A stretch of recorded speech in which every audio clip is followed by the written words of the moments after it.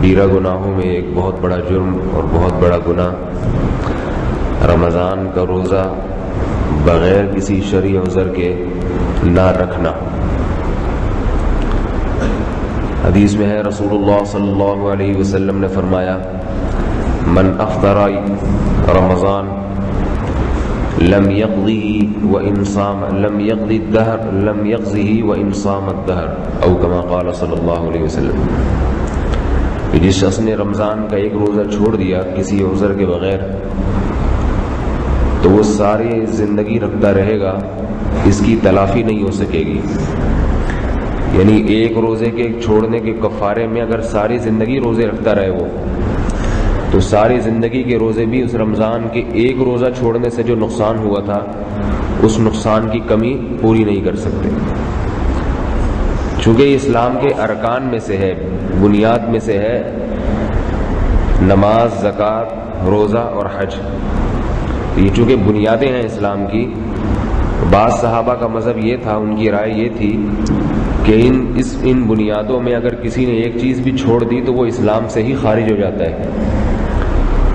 ان میں حضرت عبداللہ بن عباس رضی اللہ تعالیٰ عنہ بھی ہیں۔ حضرت عبداللہ بن عباس رضی اللہ تعالیٰ عنہ فرماتے تھے کہ اسلام کے یہ جو 5 بنیادیں ہیں ان میں بھی جو 3 جو ہے نا وہ ان کی اہمیت اور زیادہ ہے۔ وہ فرماتے تھے نمبر 1 اس بات کی گواہی دینا کہ اللہ کے سوا کوئی معبود نہیں، دوسرا ترک صلاۃ، اور تیسرا ترک صوم، رمضان کا روزہ چھوڑ دینا۔ فرماتے تھے کسی نے ان تینوں میں سے کوئی ایک چیز بھی چھوڑ دی تو فہو کافر، وہ اسلام سے خارج ہو جائے گا۔ بہت بڑے مشہور محدث ہیں علامہ ذہبی رحمہ اللہ تعالی، بہت بڑے محدث ہیں، پوری امت کا ان کے محدث ہونے پر، ان کے فقیہ ہونے پر اتفاق ہے۔ وہ فرماتے ہیں کہ جو شخص رمضان کا روزہ جان بوجھ کر چھوڑ دے تو پوری امت مسلمہ اس بات کو تسلیم کرتی ہے کہ وہ شخص زانی اور شرابیوں سے بدتر ہے۔ شراب کا زنا، شراب کا گناہ اور زنا کا گناہ وہ رمضان کا روزہ چھوڑنے سے کم درجے کا ہے۔ ہمارے ہاں شرابی کو اور زانی کو تو برا سمجھا جاتا ہے اور سمجھنا بھی چاہیے کیونکہ وہ ظاہر برائی ہے، لیکن روزہ چھوڑنے والے کو اتنا برا نہیں سمجھا جاتا۔ اور پھر بدترین جرم یہ کہ روزہ چھوڑ کے دوسروں کے سامنے کھا بھی رہا ہو۔ پھر آج فیشن بن چکا ہے، نوجوان طبقہ بڑے مزے سے بازاروں میں گھوم رہا ہوتا ہے اور کھا بھی رہا ہوتا ہے، پان منہ میں رکھ کے گھوم رہا ہوگا رمضان میں۔ تو کیونکہ اسلامی حکومت نہیں ہے تو شرعی سزائیں نہیں ہیں، ورنہ فقہاء نے لکھا ہے کہ جو رمضان میں علانیہ کھائے تو اس کی سزا قتل ہے۔ جو مسلمان علانیہ کھائے اس کی سزا قتل ہے، اسلام کہ وہ اللہ کی آیات کا کھلے عام مذاق اڑا رہا ہے، وہ باغی ہے۔ تو یہ بھی ہمارے معاشرے میں جو ہے نا اس کو زیادہ بڑا جرم نہیں سمجھا جاتا۔ روزہ رکھنے والے لوگ رکھ تو لیتے ہیں لیکن چھوڑنے کو اتنا برا نہیں سمجھتے۔ عذر جس میں رمضان کا روزہ چھوڑنے کی اجازت ہے وہ 2 بیان کی اللہ نے، ایک سفر ہے، مسافر کو اجازت ہے، اور دوسرا بیماری۔ بیماری میں یہ ہے کہ اگر کسی کو ڈر ہے کہ روزہ رکھنے سے بیمار ہو جاؤں گا، غالب گمان ہے اس کو، صرف تھوڑا بہت خوف خطرہ تو کافی نہیں ہے، اور دوسرا یہ کہ یا اگر روزہ رکھا تو بیماری طول پکڑ جائے گی، دیر سے ٹھیک ہوگی، تو ان 2 صورتوں میں اجازت دی ہے، اللہ تعالیٰ نے اجازت دی ہے، ورنہ عام حالات میں قطعاً کسی صورت میں اجازت نہیں۔ فقہاء مسئلہ بیان کرتے ہیں کہ مزدور پیشہ طبقہ اور جو اس طرح کے کوئلے کی کان میں کام کرنے والے لوگ ہیں ان کے لیے روزہ رکھنا بڑا مشکل ہوتا ہے، لیکن ان کو بھی روزہ چھوڑنے کی اجازت نہیں، وہ بھی رکھیں گے روزہ، لیکن ان کے لیے تو 1-2 گھنٹے کے بعد ہی برداشت سے باہر ہو جاتا ہے معاملہ، تو چھوڑنے کی اجازت نہیں ہے۔ فرمایا کہ جب ناقابل برداشت ہو جائے گا، بے ہوش ہونے لگے، ایسی کنڈیشن ہو جائے تو پھر روزہ توڑنے کی اجازت ہے ان کو، چھوڑنے کی نہیں ہے۔ تو یہ جو ہے نا بہت بڑا جرم ہے، اس لیے اس سے اجتناب کرنا چاہیے۔ جیسا اس جرم کے ارتکاب پر، یہ جو آپ کوئی شخص روزہ چھوڑ دے ارتکاب پر گناہ ہے، تو ایسا ہی اللہ نے اس پہ ثواب بھی رکھا ہے۔ رسول اللہ صلی اللہ علیہ وسلم نے فرمایا کہ اللہ تعالیٰ ارشاد فرماتے ہیں کہ الصوم لی وانا اجزی بہ، اللہ کہتے ہیں روزہ صرف میرے لیے ہے اور اس کا بدلہ میں خود دوں گا۔ علماء نے لکھا ہے کہ اس کی تشریح میں کہ یہ تو ہر عبادت اللہ کے لیے ہوتی ہے، صرف روزہ تو اللہ کے لیے نہیں ہے، وہ تو ساری عبادتیں اللہ کے لیے ہیں، تو یہ اللہ نے کیوں فرمایا کہ روزہ میرے لیے ہے؟ تو علماء نے اس کا جواب لکھا ہے اس اشکال کا کہ باقی عبادتوں میں ریاکاری ممکن ہے، روزے میں دکھلاوا ممکن نہیں ہے۔ روزہ اگر کسی کو دکھانے کے لیے رکھا جائے تو ممکن نہیں ہے، کیونکہ اتنے مواقع ملتے ہیں روزہ توڑنے کے انسان کو کہ اگر کسی کو دکھانے کے لیے رکھے گا تو غسل خانے میں جا کے پی لے گا تھوڑا سا پانی، بیت الخلاء میں بیٹھ جائے گا، وہاں نلکے سے کچھ بھی پی سکتا ہے۔ تو اتنے آرام سے روزہ توڑنے کے اس کو مواقع اتنے جگہ ملتے ہیں کہ اگر اللہ کی رضا اس میں بالکل مقصود نہ ہوتی تو وہ شام تک روزے کی تکمیل نہ کرتا۔ تو اس لیے یہ ایسی چیز ہے جس میں جو خالصتاً لوگوں کو دکھانے کے لیے نہیں ہو سکتا۔ اور دوسری بات یہ کہ رسول اللہ صلی اللہ علیہ وسلم نے فرمایا کہ جنت میں ایک مقام ایسا ہے، ایک دروازہ ایسا ہے جو صرف اللہ نے روزے داروں کے لیے رکھا ہے، وہ ایسا مقام ہے، اور اس کا نام ہے اس دروازے کا ریان۔ ریان کہتے ہیں سیراب کرنے والا۔ چونکہ روزے دار آدمی اپنے آپ کو دن بھر سیراب نہیں کر پاتا، بھوکا پیاسا رہتا ہے، تو اللہ نے اس کی سیرابی کے لیے جنت میں ایک مخصوص مقام رکھا ہے کہ وہاں یہ سیراب ہی ہوتا رہے گا۔ صحابہ کرام جب روزے کی فضائل سنتے تھے، قرآن مجید میں بھی اللہ نے اہل ایمان کی علامات بیان کی ہیں کہ التائبون العامدون الحامدون السائحون، کہ اہل ایمان جو ہیں وہ گناہوں سے توبہ کرنے والے، اللہ کی حمد و ثنا کرنے والے اور کثرت سے روزے رکھنے والے ہوتے ہیں۔ تو صحابہ کرام نے جب روزے کی فضائل سنے اللہ کے رسول سے اور خود نبی کا عمل بھی دیکھا کہ اللہ کے نبی کتنی کثرت سے روزے رکھتے ہیں، صرف رمضان کے نہیں، رمضان کے علاوہ بھی آپ بہت کثرت سے نبی علیہ السلام روزہ رکھتے تھے، تو صحابہ کرام روزوں میں بہت حریص ہوا کرتے تھے، ایک دوسرے سے آگے بڑھنے کی کوشش کرتے تھے۔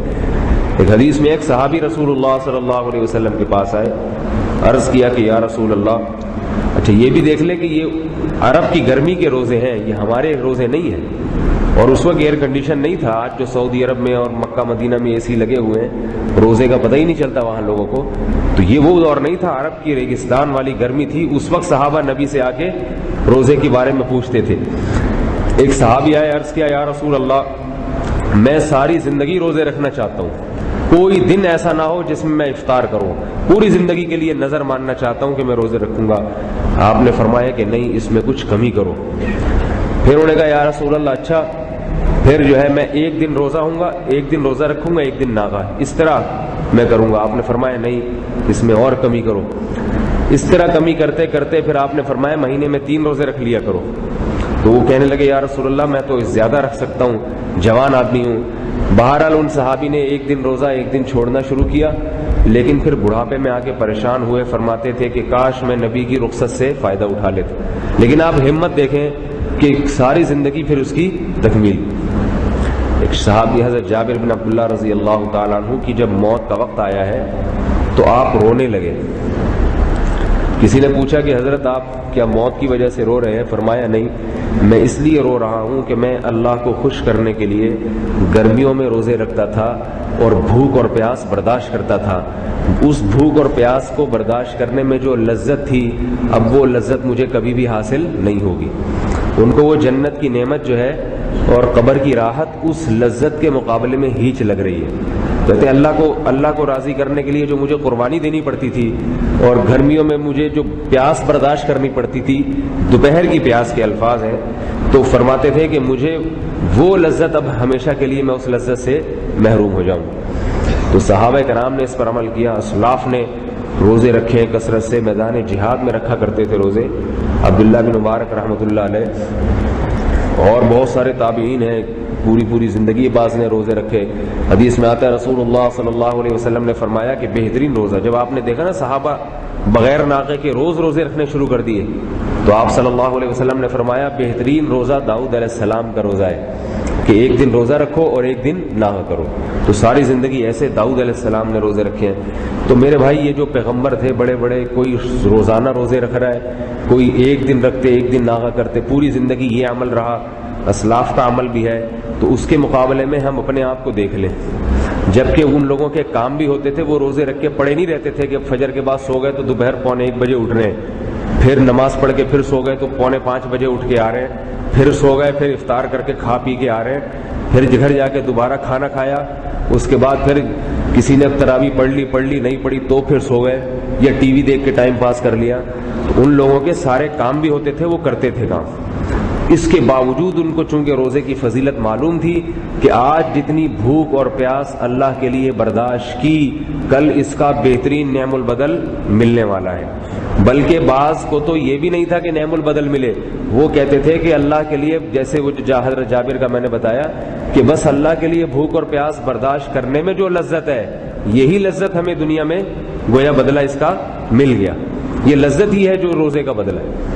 اور اللہ کے رسول صلی اللہ علیہ وسلم نے فرمایا کہ للصائم فرحتان، روزے دار کے لیے 2 خوشیاں ہیں، 2 نعمتیں ہیں۔ فرمایا فرحت عند الفطر، ایک فرحت تو وہ ہے جب وہ افطار کے لیے بیٹھتا ہے، اس وقت ایک طبیعت کو روحانی سکون ملتا ہے، سارا دن کا بھوکا پیاسا جب اللہ کے لیے کھانے کی، اللہ کے لیے بھوکا تھا اب اللہ ہی کے لیے کھا رہا ہے، تو ایک راحت تو اس وقت ملتی ہے، اور ایک راحت اس وقت ملے گی جب اللہ قیامت کے دن اس کو روزے کا بدلہ دے گا۔ حدیث میں افطار کے بعد کی دعا بھی ہے کہ آپ صلی اللہ علیہ وسلم جب کھا لیا کرتے تھے، افطار کرتے تھے تو فرماتے تھے ذهب الظمأ وابتلت العروق وثبت الاجر ان شاء اللہ، کہ میری پیاس چلی گئی، پیاس ختم ہو گئی اور رگیں تر ہو گئی ہیں، جو خشک ہو رہی تھی جسم کی رگیں وہ تر ہو گئی ہیں، یہ مزے بھی مل گئے، اور ایک مزہ یہ کہ ثبت الاجر انشاء اللہ تعالی، اور اللہ کے ہاں اجر بھی انشاءاللہ